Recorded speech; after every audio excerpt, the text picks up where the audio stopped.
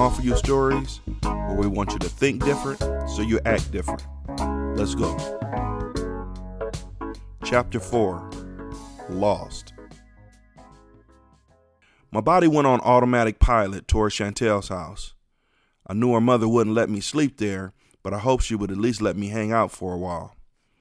Her mother had funny ways, but she always seemed to understand when something serious happened. I never had to say anything when I showed up after one of my father's beatings or to talk about my mother. She seemed to sense it the moment she saw me. Her usual skepticism turned to concern, and she always let me see Chantel. Something shifted in my chest, and it became harder to breathe. I stopped walking, bent over, and sucked in some air. Something moved back, and the air flowed freely through my airway. I stood up, but something still didn't feel right, so I sat down on a nearby bench. I peered down the street at the 2 stoplights I needed to pass to get to Chantel's house, and they seemed as distant as Mars. Then the opening of a bus door surprised me. The driver, a middle-aged man with hair long on the sides and missing on the top, expected me to get on and seemed annoyed at my hesitation. I started to tell him to go, but decided against it. I limped up the steps, and the door shut behind me.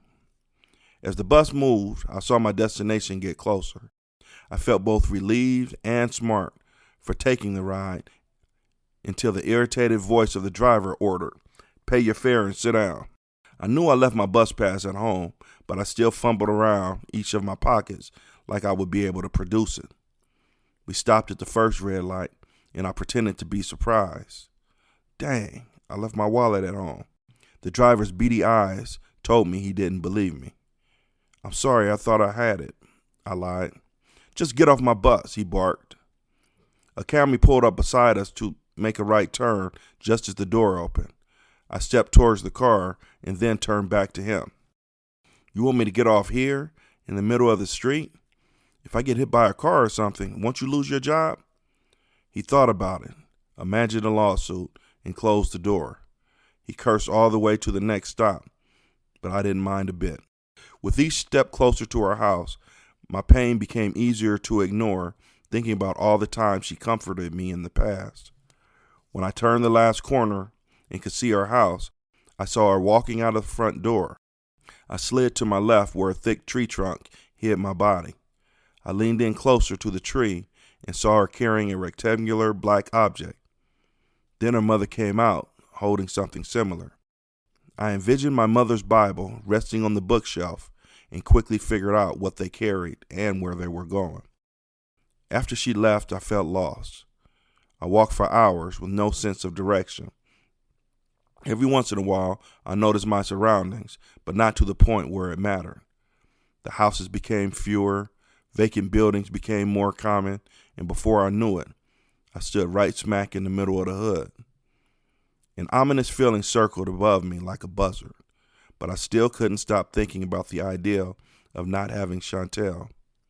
The pain from losing my mother is something I hated, but I had come to accept it. Nothing I could do would ever bring her back, and I had to get used to it. Losing her and having a father I wish I didn't made me rely more on my relationship with Chantel than I probably should have. She didn't ask for it, but that's the way that it is. A guy with a black hoodie strode up to me before I could turn away. "What's up, blood? Where you from?" "Huh?" I questioned, knowing exactly what he meant. "You heard me. Where you from?" He repeated, squaring off on me. I knew what would happen next and started to cover my face, but something inside would not allow it. I didn't notice anything in his hand, and the idea of him punching me didn't seem so bad. Maybe getting beat up by a stranger might feel better than the pain of being alone. I tilted my head up to give him a good shot. This caught him off guard and he backed away. When he moved away, I leaned in toward him, daring him to hit me. I saw something move in the distance and slid over to see it better. It's a good thing I did because it got me out of the way of a right cross. The air from the punch passed within inches of my face, and I realized the stupidity of wanting to be hit. The momentum of missing me caused him to fall forward, and I sprinted past him down the street. I don't know if he followed me because my fear wouldn't let me look back. I ran until I saw a vacant building with boarded up windows and cracks in the wall. I started to go in, but something about a scraggly dog that ran in front of me caught my attention.